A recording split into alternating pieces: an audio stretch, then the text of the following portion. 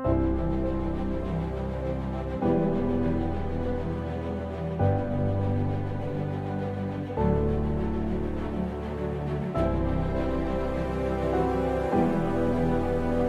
is families caring for God's creation all about? Well, it's Malcolm's latest little publication to do with Laudato Si and caring for God's home. But we believe that families are the first place where we need to care for God's home.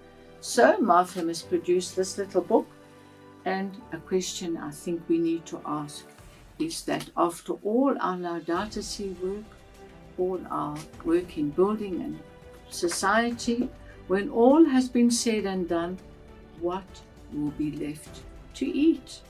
So, if you use this little book for reflection and sharing in your families, at home, in groups, in sodalities and so on, maybe you'll come up with some answers to that question.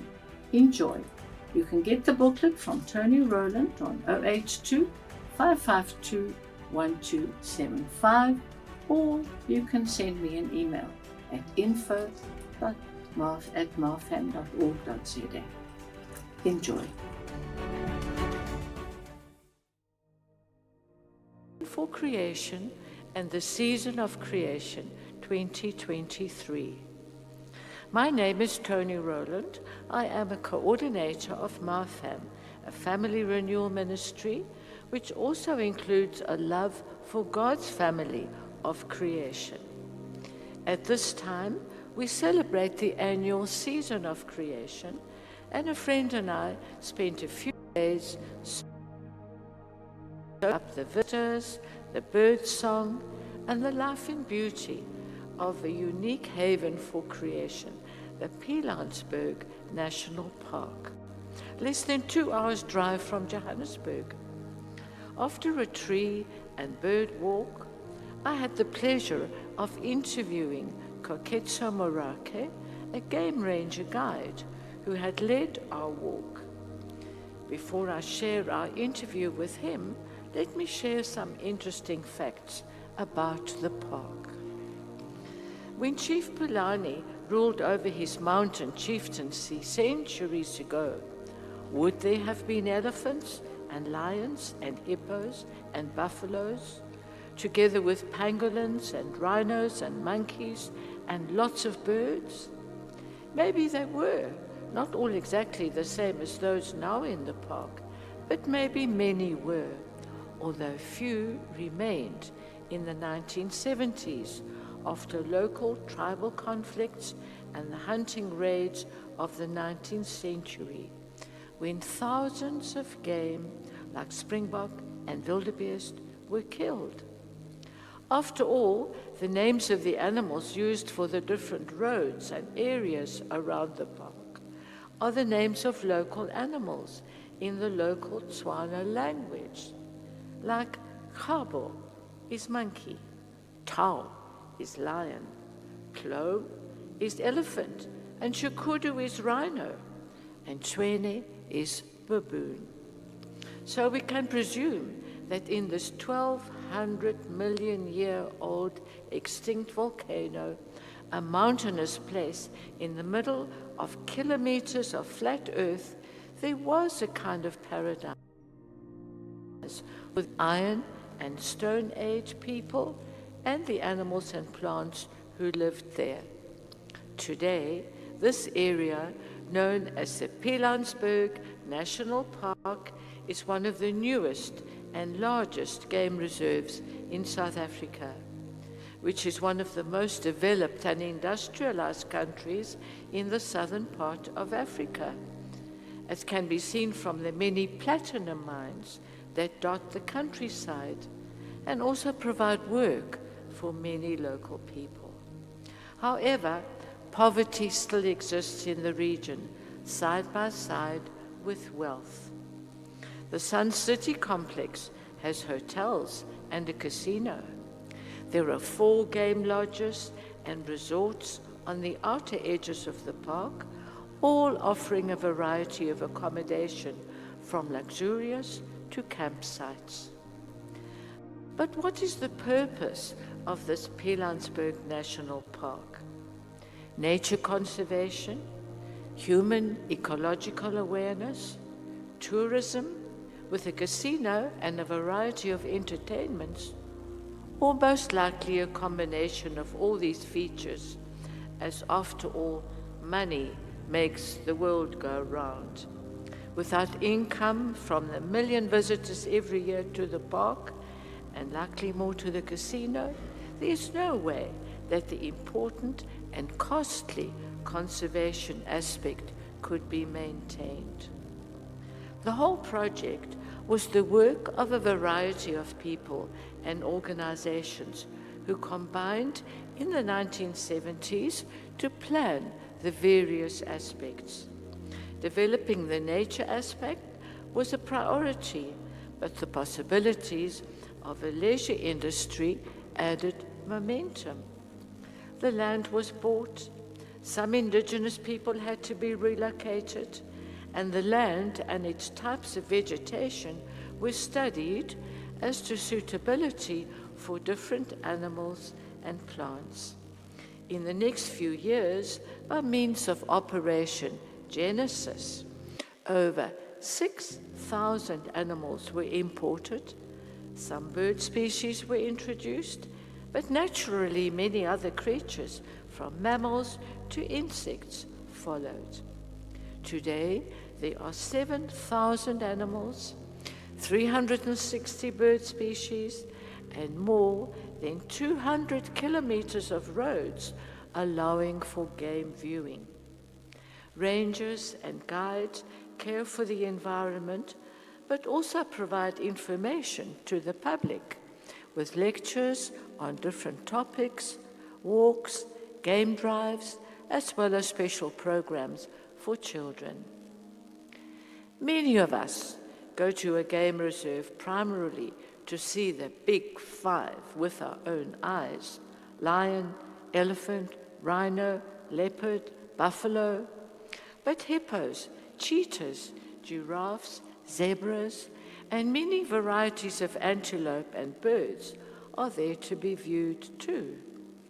Visitors spend time on personal or guided game drives or sit quietly at hides, and in our modern technological age, even post their sightings on WhatsApp groups to let others know where to rush off to at 20 to 40 kilometers per hour, of course, which are the maximum speed limits allowed. Following these sightings by other enthusiasts outside the park is becoming popular, making for virtual tours, raising more awareness, and promoting discussion around animal activity and who is doing what to whom. We mourn as an elephant cow dies, but her carcass provides food for a host of other creatures. Young cheetah cubs are learning to hunt while their mother is suffering an injury. Crocodiles hunt hippos, and much more. Sightings reported do not include rhinos, which are fairly numerous in the park. This is because of the problem of poaching and not advertising to poachers. Reports also don't include the small stuff, like warthogs, birds, and insects, or trees and geological features. These aspects, these facts of life, and the information imparted by the tour guides make for a much greater insight into the workings of an ecosystem, or a collective of ecosystems such as this, in other words, the family of families.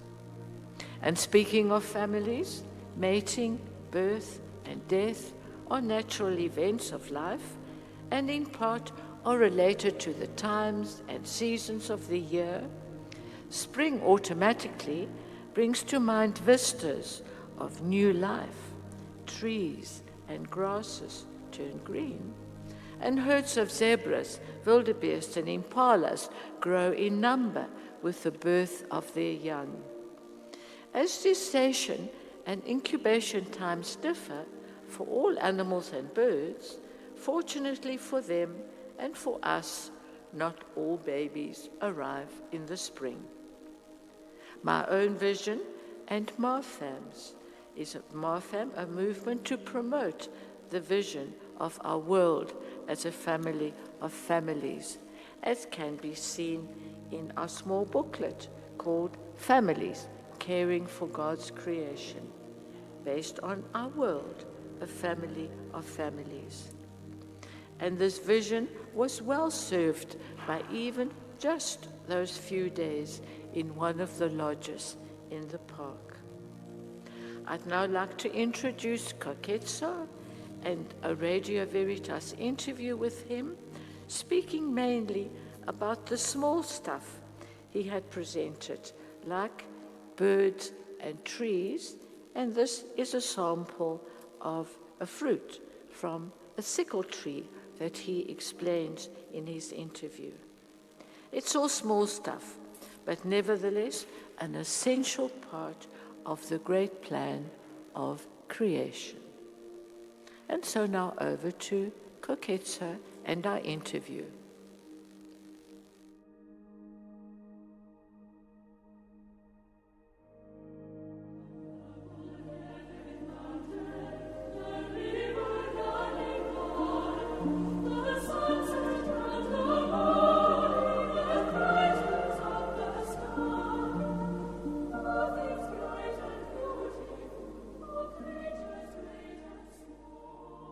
My friend Angela and I are staying at a bush lodge called Kwamaratani in the Pilansberg. And one of the first things that we did on our first day, yesterday, was I visited the Wildlife Center to find out what was on offer. And I was told there was a tree and bird walk. Now, at first I thought, we know about birds and trees. No, we know about trees, but we don't know much about birds.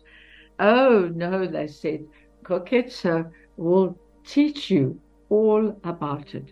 So here today, I am very pleased that Koketso was willing to give us an interview about, and he's smiling, and he's a tired man because he's been fighting fires. Koketso, tell us a little bit about yourself as a game ranger here. Okay, let me start by saying good morning to you and all the listeners out there. Well, I'm impressed that you pronounce my name very well. Koketso. Okay, that's my name. And yes, I am one of the game rangers or field rangers here by Kwamaratani Bush Lodge. And just a little bit of information with regards to Koketso, the only person that you're looking at this point. I'm looking at, but they're not. Yeah, you're fortunate that you're looking at me now. Koketso has been a guide for over a couple of years now here at Kwa, or in Pilansberg as a whole. And I would like to describe myself as a link between my game office, which is the Pilansberg Park itself, and with paying guests as well.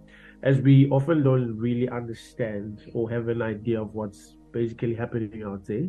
The most things that we really care about will be cats and all that, but there's a lot of things that actually takes place out there in the wild. So I love more of going out there just to bring it out there to people that this is what's basically happening out there, and there's a lot of things to learn. It's not only about the predators and all that, or not what we see on TV happening all the time. There's a lot of things that takes place.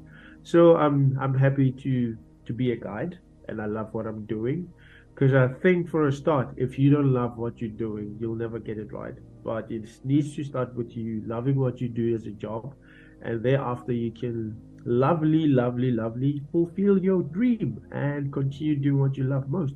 I was going to say, was your dream as a child already Yes. to be a game ranger? Yes.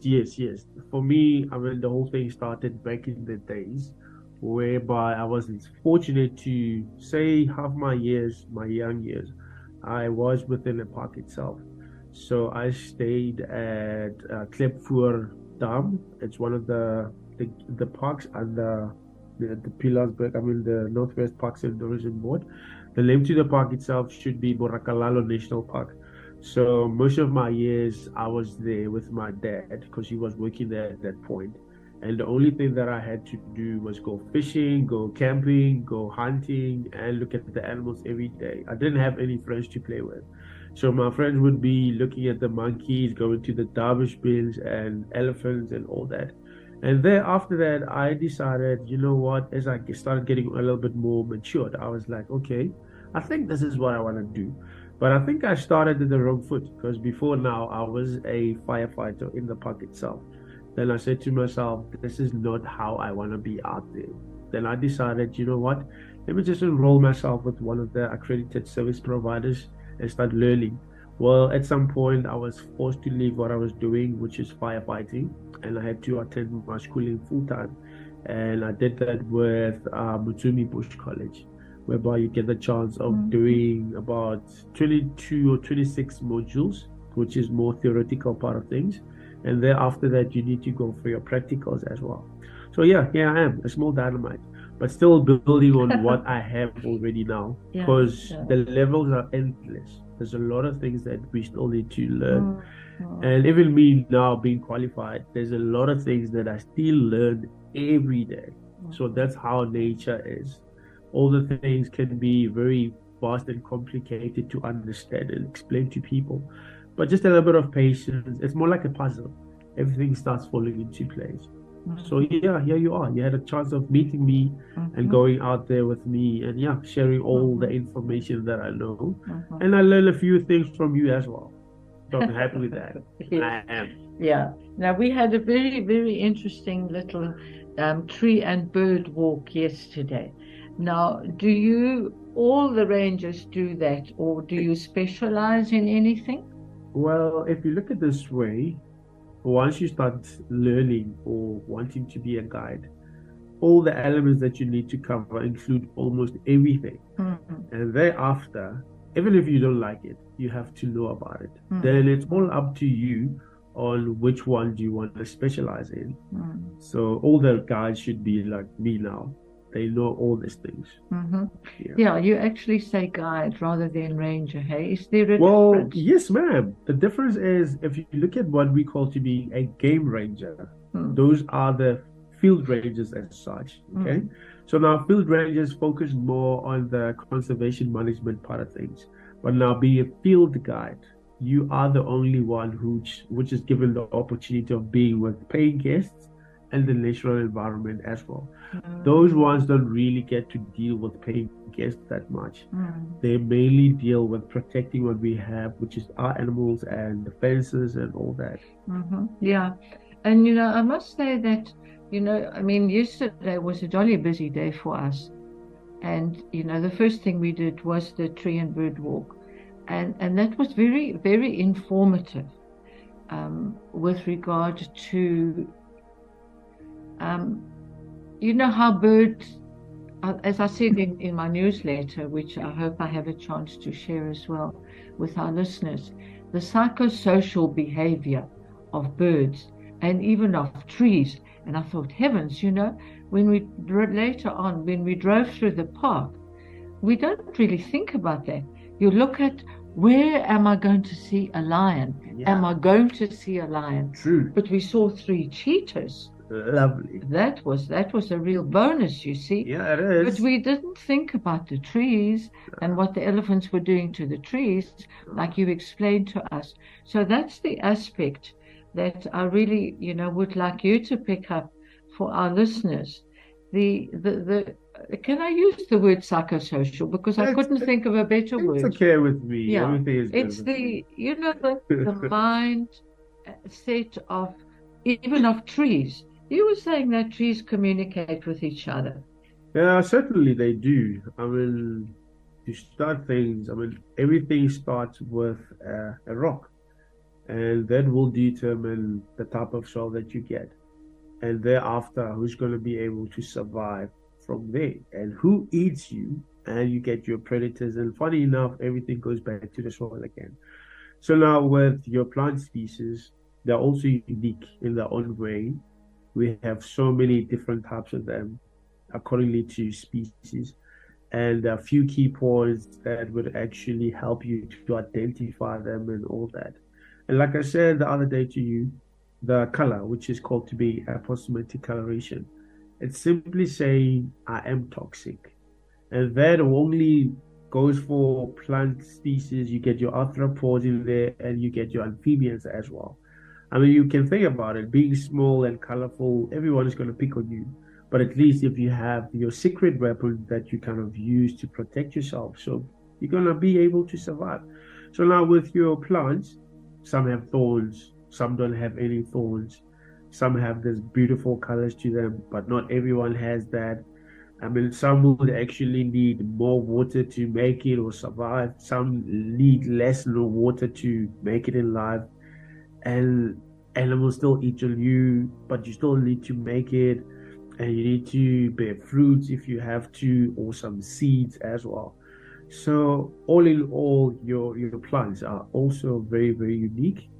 Like now, with all the key points that will kind of help you to identify, it goes back to the tree itself, whereby you're going to consider the color of the bark, the texture.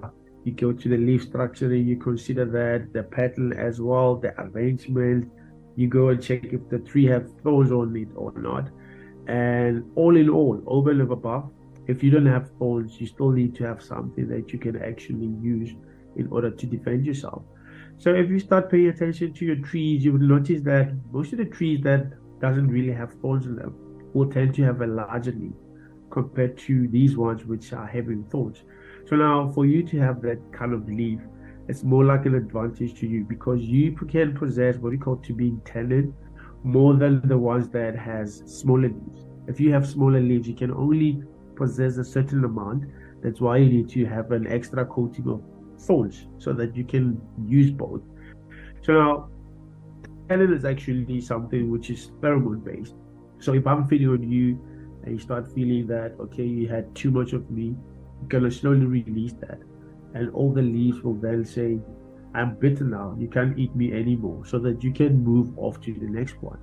But not being away. That's the animals. Yeah. Now we're talking about trees in the environment of Yeah. a game reserve, where there are giraffes and elephants. Everyone. And antelope are the ones that are eating. Because, when you live in a suburb in town, you're not concerned about anybody eating you. Nah, you don't care about that. Yeah. But now in my office, those are all the things that we get on a daily basis.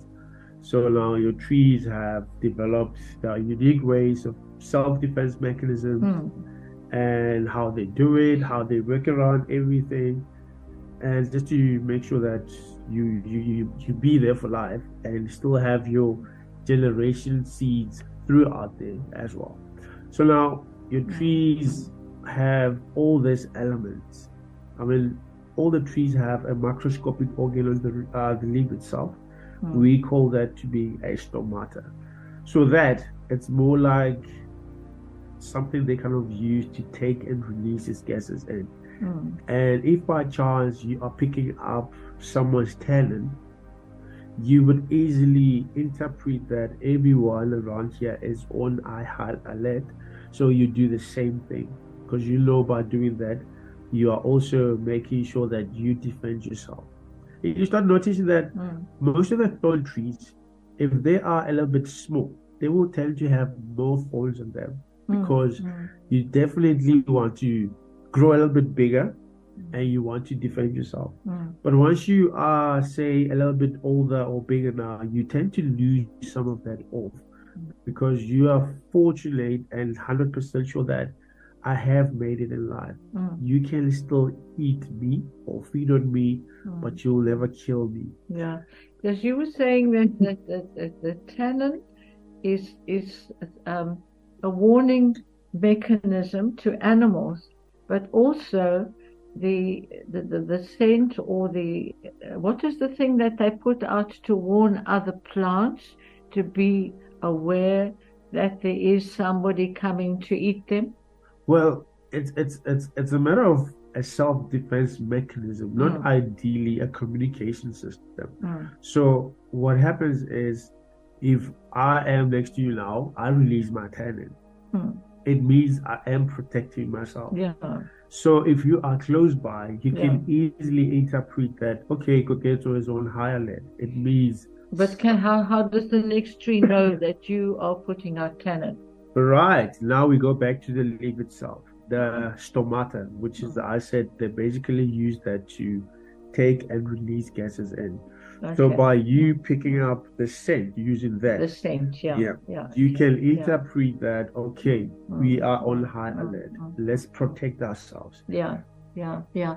So I mean that's one aspect of the life of a tree, hey? Yeah. In a park like this, in a game reserve, Yeah. with all these animals. And then you also mentioned, the elephants, the way they scratch themselves or rub on the tree and damage the bark, and the effects of all of that. That has to do with the nutrients. Yeah, I know it doesn't really make Access, sense yeah. for now, but Yeah. if we look at this way, if we are to have the whole park filled with trees, Yeah. that means we're gonna slowly lose the grass, and whoever's gonna feed on that is not gonna get food. Okay. Because you being a tree, you can easily make a shade Yeah. over the grass, Yeah. and the grass still needs a little bit of direct sunlight so that Yeah. it can manifest. Yeah. So now, being an elephant, Mm. I mean, within a park, you still need to have a delicate balance of everything. Mm. So now, in terms of your elephants, they are fortunate to be able to feed on everything available within the park itself. Mm. So, like I said to you, once they are from the spa, which is mud bathing, Yes. the idea is just to protect yourself from being sunburned, cooling yourself down. Mm. And over and above, you would see once they're done doing that, they will throw a bit of sand to themselves just to make that layer of mud even thick enough to protect. Mm. But now this thing, it's going to slowly dry out on you, and you need to lose some of that. Mm. So now, being an elephant, you would prefer getting a big tree with the rough bark ever, and you would start scratching yourself. And you scratch yourself from time to time. If you have to do it daily, so be that. So now slowly, if you expose what we call to being the cambium layer, which is like that layer underneath the bark itself, you might sometimes kill half the tree down, or the whole thing dies out. So in a way, we might still lose some trees because of you being an elephant, but now we are still being able to expose the grass to the sun. Right. Because the elephant is slowly helping with a little bit of bush encroachment from time to time, and also creating homes for small species, and fertilize the soil as well. And you check during the wet seasons, your allies will tend to help you shape your landscape together with rhinos and all that. Because if you look at what elephants would do sometimes, if you don't want to get to the whole thing that you see up here, you'd rather go for the root system. That's where you start seeing them digging out and all that. And should the rain comes, you will have that little spot accumulating water to it, and suddenly you have a big rhino taking a mud bath there. So we have a pool from there. So in a way, they will also help to shape the landscape and create homes for small species and all that. Exactly. Yeah, because we're only thinking about the big animals. We're not thinking about the warthogs, which I haven't seen yet. Okay. And the even smaller things than warthogs.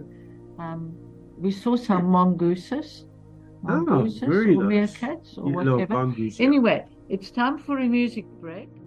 There we go. Right. So now we carry on with our conversation here with Koketsa, and during our music break, we were talking about the wild dogs, and you're saying that they are too sociable for their own good. Yeah, they're too much sociable animals. So just because of the illnesses associated with them back then, the park's board management decided to take all the wild dogs out, because if one got sick within the family or the pack itself, the whole family was bound to get sick. And you said that was because of all the hugs and kisses. Yeah, all the hugs and kisses. How are you feeling, my darling? I'm okay. I mean, it's funny, but this is what actually happens with us, because we think we are far much complex compared to them. They don't do that, but they do the same things as us. Yeah, well, my dog has got a boyfriend. Yeah, you see my that. lady dog. See she that. does, definitely. Yeah. Anyway, we did want to talk about the bird family behavior? Okay. Well, if you look at birdies, it's such a broad thing to unravel, And that was just here in the lodge, not even yeah, in the park. not even the park. So, in terms of bird species, there's a lot of things that happens, and that reminds me of a little bit of something that you would find amusing as well. I mean, if you look at a dung beetle, we normally see them rolling that big ball, and sometimes you see one hang onto the ball and just that. But now, with your dung beetles, they're very smart. I mean, you get the breeding pair for the couple going out there and just getting this pile of dung, and we start constructing that ball, okay? And that one that literally hangs onto the ball, tough love, it's a female, like they always do. And the one doing the hard work of rolling that big thing home, it's actually a male. If it's daytime, he's going to use the sun to navigate. That's why from time to time you'd see he's pushing and rolling, and suddenly he stops and he goes all the way to the top of the ball and he starts moving around a bit and he goes back. He's navigating. And if it's by chance nightfall or nighttime, he's going to use the constellations to navigate. And sadly, along the way, before you can reach your destination, if your ball is beautiful and big, you might get challenges for that. And now that's where you see the male saying to the lady, "Okay, my darling, I'll be back in a jiffy. I just need to sort this guy out." He's going to leave the ball with the lady and he's going to fight with that. Well, the fight can last for a couple of minutes or an hour or so. Then, if he wins, he continues going. And once they get home, they need to dig a tiny little hole. And the lady then lays the egg inside that bowl. And she uses her own saliva and feces just to make that layer even thick and thick enough to protect the baby inside. And they chuck that thing inside and they cover it up. So once that larvae starts hatching out, you get them eating their way out of the bowl. It's funny, I know, but it's just how they do it. So now, in terms of your birds or bird species that you can think of, they're very crazy.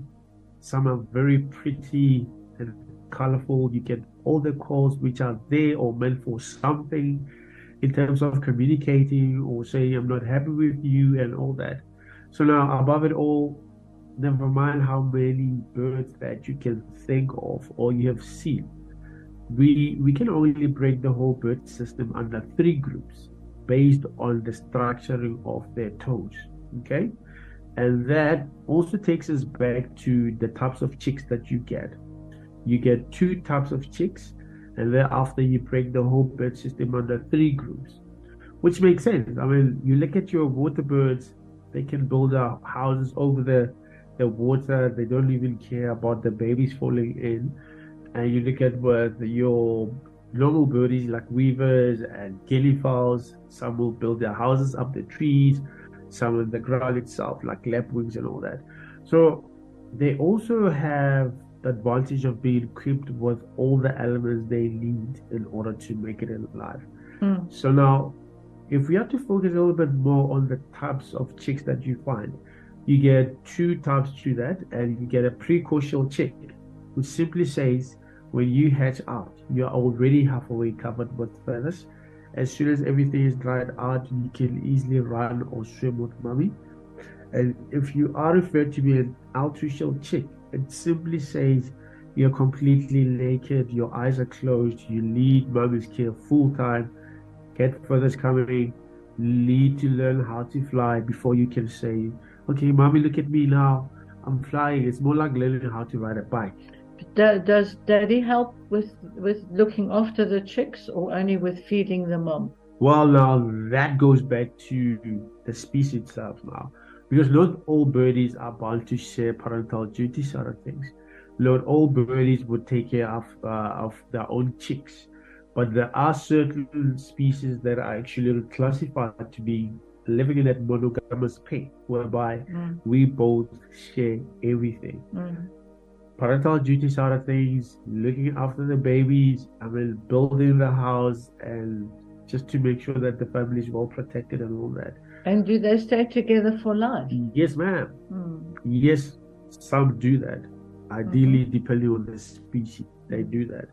So if you are classified to be that type of bird, whereby you need to stay with your family or your breeding partner for life and all that, yeah, you will do that. Funny enough, they do it full time, 100% sure, and they make a point that okay, I provide, I protect, I do everything. The same goes for your mammals. I mean, if you are territorial, you need to have a continuous marking of your turf, protecting what you have, and just making sure that all the other intruder males are being chased off by you.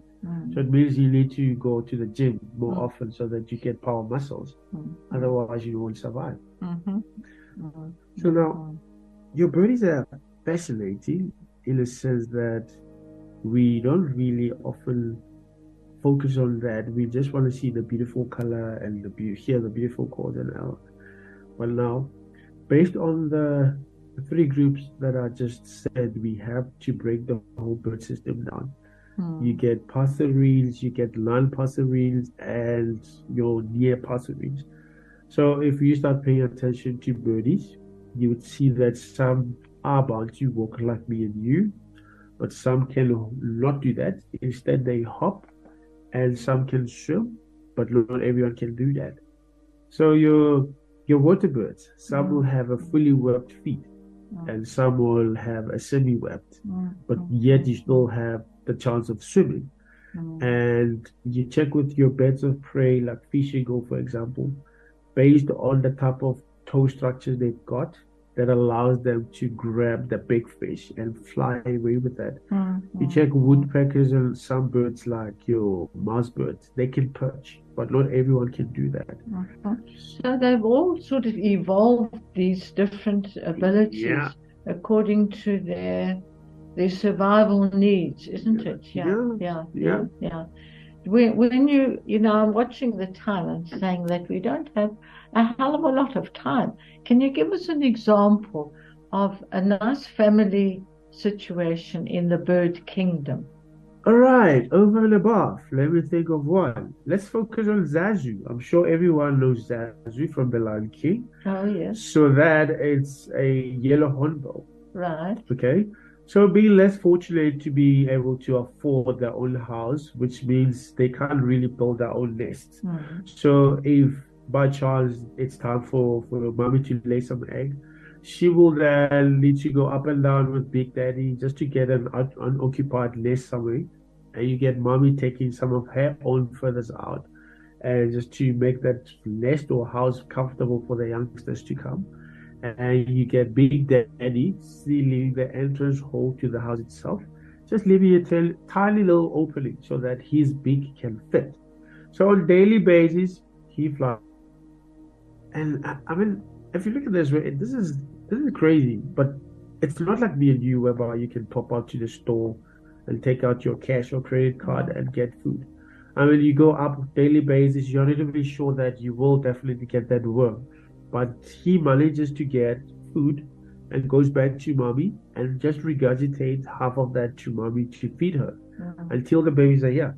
And when the babies are here, we still need to continue what we did before that, because I need to wait for my feathers to regrow. So I can't really go out there and start getting food. Naked, So I need to spend some time and just to keep on waiting that you come to the house on daily basis, bring some food for me until everything is back on track. And thereafter, Big Daddy then breaks the whole thing off and they come out and live happily ever after. They do, because then when is their next breeding season? Well, almost. I mean, I know it's crazy, but with most birdies, or say a lot of them, we're looking at about 12 to 33 days in terms of incubation time. So depending on the species, I mean, the first ones will definitely have to be your cuckoos. They can get I think they should be at around 10 to 12 days incubation time.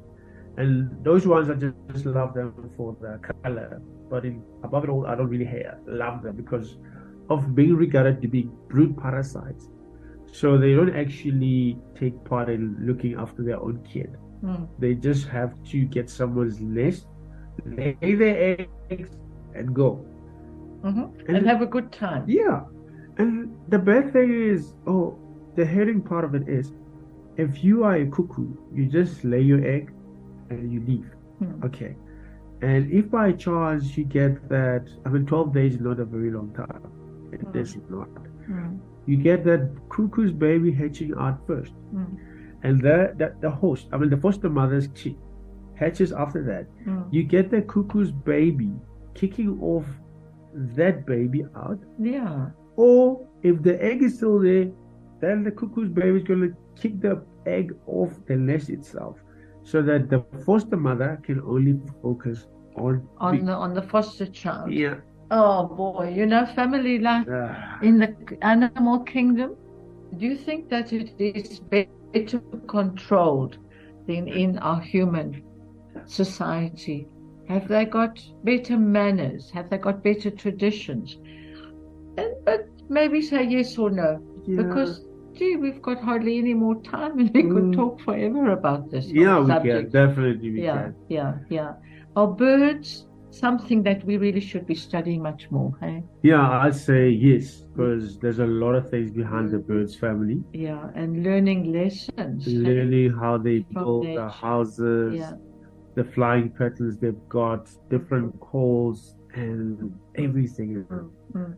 But it all has to do with survival. Yeah. And as I was reading in one of Richard Attenborough's books, the whole of nature is about survival, isn't it? Survival of the species. Yeah. And so that's what we human beings have been messing around with. Yeah, true. Because we often think we are far much better. But I definitely vote for animals. And our behavior is not much better. No, it's not. Okay, so if we have any more time in a few days that I'm here, I might come and have another chat with you, maybe for a future program. Okay. But for today, I'm going to have to end our program with just a short little prayer and a tiny bit of music. This is a short prayer from Pope Francis's book. God of love, show us as families our place in this world, as channels of your love for all the creatures of this earth, for not one of them is forgotten in your sight. Enlighten those who possess power and money, that they may avoid the sin of indifference, that they may love the common good, advance the weak, and care for this world in which we live. The poor and the earth are crying out. Amen. Amen. The poor and the earth are crying out. And the poor are the animals and the creatures. But they're also us, we people. We need to love one another and care for each other. So thank you for being with us. And Koketsa, thank you for sharing some of your experiences. And God bless you. You, Mother, welcome. Likewise. Enjoy. Thank you.